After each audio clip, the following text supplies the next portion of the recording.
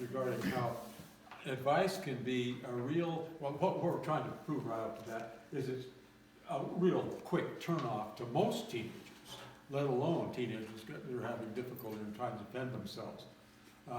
It's awfully hard to give advice at any time.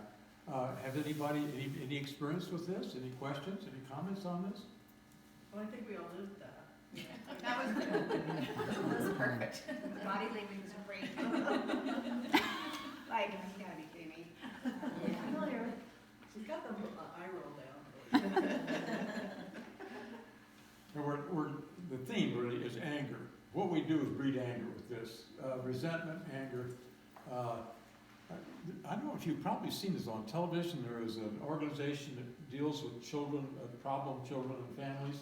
And there's this terrible battle that goes between a daughter before she walks out the door. At the bottom of the It- stairs, I cannot watch that. Every time I've seen it, I feel a pain from that because it's probably happened millions of times.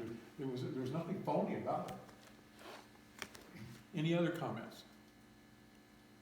Even at 50 years old, I don't like advice. Yeah. Say again? Even at 50 years old, I don't like advice. You know, Well, or when somebody comes at you like that, let me give you some advice. Then there's that automatic, wait a minute, When it feels like it's you're more telling judging you what to me. do. You're like, thinking that I can't handle myself, or you're thinking that I'm not smart enough. Or, you know, there's just this automatic defense, yeah. You're already, That's how I feel. I mean, my kids, immediately they think, I know, that's their first response is, I know. I'm like, no, you don't know, otherwise you'd be doing it. But they know what you're But gonna they say. immediately are defensive because they feel attacked. Now, not giving advice or certain strategies, sometimes we can ask a question. Or sometimes we just can be silent. There are ways of dealing with it without coming out, okay, here, now listen up, I'm gonna teach you something here. You might be able to ask questions in a non-accusatory way. Also, I think being willing to have real alert antennas up on listening. What can I hear from what is happening here right now in this home where I am with this child? What am I hearing? Am I listening? Do I know what is going on that I can be a proper friend and a proper adult to deal with this troubled person in a way that it won't make matters worse? Shall we go to the next? Shall we go to C? No criticism. Are you ready?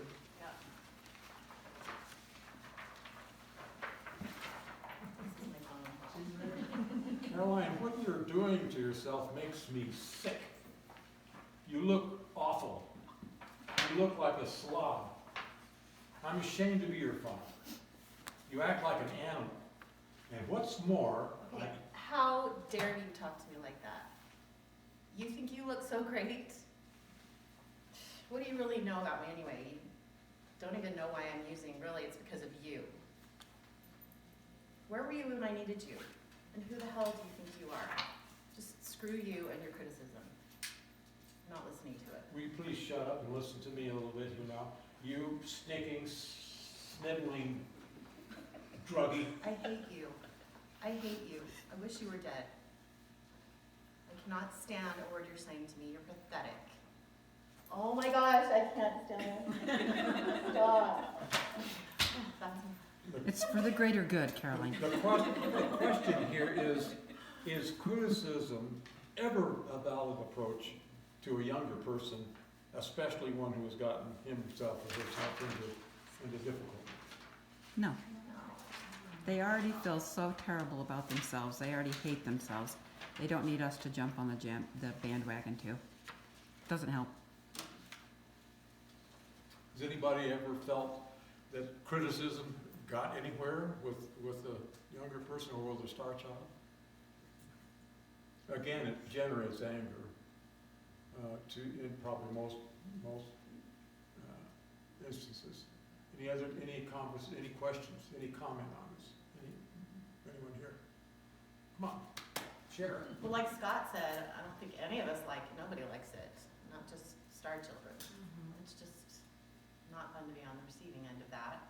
Maybe sometimes we ask for some constructive criticism and we really want to hear it, but Well, and sometimes it's not as overt as what you're talking about, some, just simple innuendos that will say something that, is that what you're wearing today?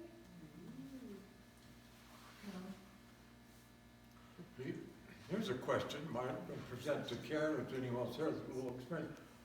What if a star child comes up to you and say, I need help, can you help me? I've got some questions here, can you give me some advice? I think that's totally different. What if you're asked by a star child? They're given permission, then it's different. They've given you permission then to give.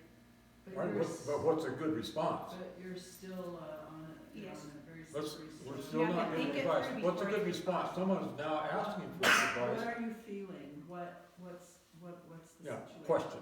questions. It begs a question. Can you tell me how you're feeling? Please let me know what, and show our faces, our bodies, our every indication, we're listening, we're tuned in, we're absolutely concerned with what this person's gonna ask us for. We could just do, one of the things that I've learned as a parent, the hard way, but I learned it, is you can do a lot with silence. Being there with your body motion, with your concern, your showing of love, a touch on the shoulder, a bump to a boy, a pat on the hand, things like this. We can do a lot. It's absolute silence to show our concern and interest without, even though we want to be critical. Well, shall we go on? Yes, but I want to say really quick before we do that, when you were just saying that, Dad, it reminded me that when we did have conflicts, nowhere near this hideous, maybe we yelled at each other once or twice, but when I got in trouble and he was mad at me, and I would go in my room and slam the door and throw myself on my bed, I could count on sometime within the next hour or so John will knock on the door and him coming in and following up with a lot of love and tenderness, and that just means the world to me. So there's that too. There's just giving our love as shown in all of these interactions, doing it as lovingly as we can, including those one-liners that seem kind of snarky. They need to not be snarky. They need to be loving. Okay. E. Let me explain to you what may happen to you if you don't come to your senses and stop what you're doing to yourself. Caroline, what you have is called addiction. Addiction is when somebody like you is, are you listening? Okay, here we go again. I know what I'm doing. Okay, have you been to that stupid changes thing again? Like, where is this coming from? Now, like, you're the expert. I'm the one that knows about all of this. You can ask me anything about drugs and their effects on people and how they get over it. I know it all. You know nothing. Give me a break. Well, but let me explain. I'm so out of here. Okay. Well, that wasn't too bad, was it? Yes, so ugly. Any discussion? We have another scenario here. We'll start here. Caroline, the reason I can't come across town right now to buy food for you is that I have a meeting at 3 o'clock. Seriously, Dad, you expect me to go to a 3-hour parole class and get anything out of it? You want me to get something out of it, right? Without having eaten anything all day? You cannot be like 15 or maybe 5 minutes late for your stupid meeting. I'm starving. Well, I'm also pretty tired right now. Oh, You're tired? Okay, meanwhile, I'm freaking starving. Now, No? Do this part. and when I give you cash, it makes me nervous. How can I know you'll be safe with $10? I asked you to wake up in time to eat something before it's time for you to go to your class. Do you hear yourself? How can you expect me to believe in myself when you tell me you can't even trust me with $10? $10. I just need to eat some food. You know what? Just forget it. I know I couldn't count on you. You're the worst.